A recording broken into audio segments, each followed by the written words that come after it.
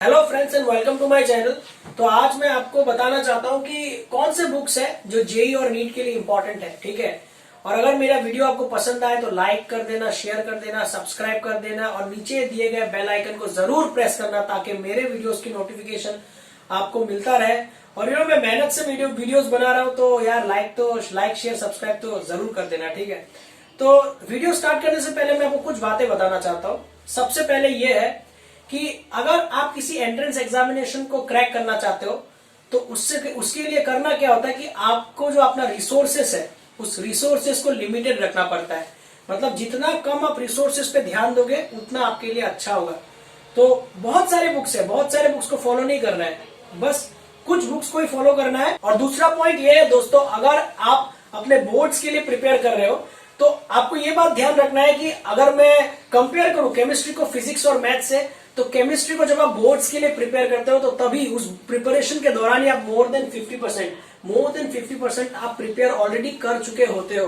तो केमिस्ट्री में क्या होता है कि आपको थोड़े से एफर्ट से बहुत ज्यादा मार्क्स आप स्कोर कर सकते हो। और केमिस्ट्री जो है वो कोई डरने की चीज बिल्कुल नहीं है। ठीक है, तो मैं आपको बता रहा हूं कि क्या करना है। तो सबसे पहले अगर मैं बात करूं, आपको अपना बेसिक्स ठीक करना है। तो बेसिक्स ठीक करने के लिए आपको क्या करना है, आपको अपना एनसीईआरटी को फॉलो करना है। ठीक है, एनसीईआरटी अलॉन्ग विद प्रदीप्स, अगर आप एनसीईआरटी और प्रदीप्स को फॉलो करते हो तो इसमें इतने अच्छे तरीके से बेसिक कॉन्सेप्ट को समझाया गया है कि आपका जो बेसिक्स है केमिस्ट्री का वो बहुत अच्छे से बिल्ड हो जाएगा और आप बोर्ड्स में भी अच्छा कर जाओगे। एनसीईआरटी और प्रदीप्स को अच्छे से कर लेने के बाद आपको अपने कोचिंग मटेरियल को ध्यान देना है। अगर आप किसी कोचिंग में हो और उस कोचिंग में अगर आपको कोचिंग मटेरियल अच्छा मिल रहा है तो आप कोचिंग मटेरियल को भी फॉलो कर सकते हो। मैंने बहुत सारे कोचिंग इंस्टीट्यूट्स का मटेरियल देखा है तो वो सारे मटेरियल्स अच्छे हैं, लेकिन एक्सेप्शनल केस ये होता है कि आपका जो बेसिक्स है वो बेसिक्स क्लियर होना चाहिए। बिना बेसिक्स को क्लियर किए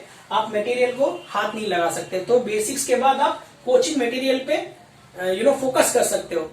उसके बाद मैं बता रहा हूं क्या क्या इंपॉर्टेंट बुक्स है जो आपको फॉलो करना चाहिए। और देखिए यहाँ पे जितने मैंने इंपॉर्टेंट बुक्स लिख के रखे हैं ना, ये कोई मामूली केमिस्ट्री नहीं है। अगर आप इसी बुक्स को अच्छे से फॉलो कर लोगे then trust me, JEE mains की बात कर लूं या फिर जो स्टेट लेवल इंजीनियरिंग कॉलेजेस है, नीट में जो भी है, तो वहां पे भी आप इन बुक्स के थ्रू क्वालिफाई कर सकते हो। ठीक है, तो सबसे पहले जो मेरा फेवरेट है वो है N Awasthi, physical chemistry by N Awasthi, Balaji publications का है और ये प्रॉब्लम्स के लिए बहुत अच्छा है।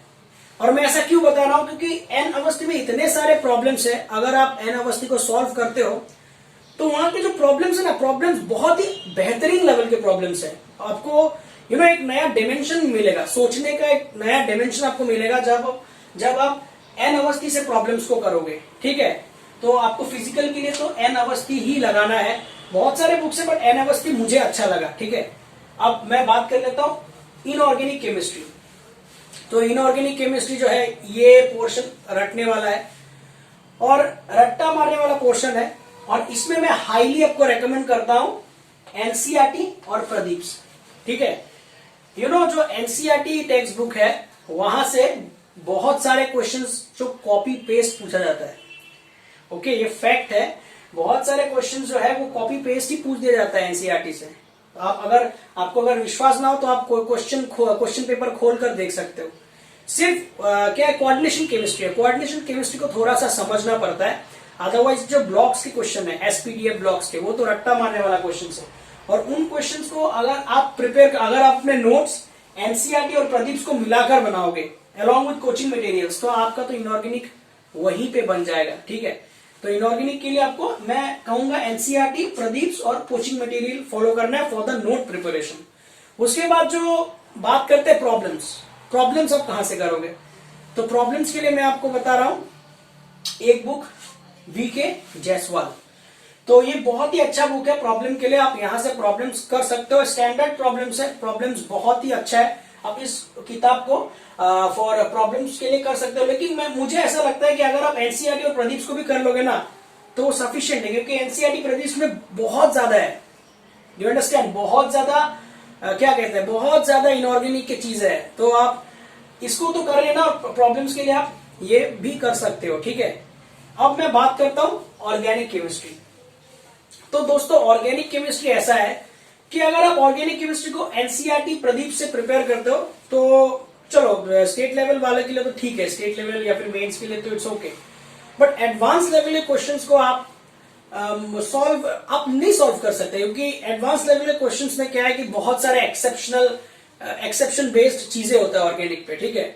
और ऑर्गेनिक एक ऐसा चीज है केमिस्ट्री में जो आप समझने के लिए आपको बहुत ज्यादा पढ़ना है।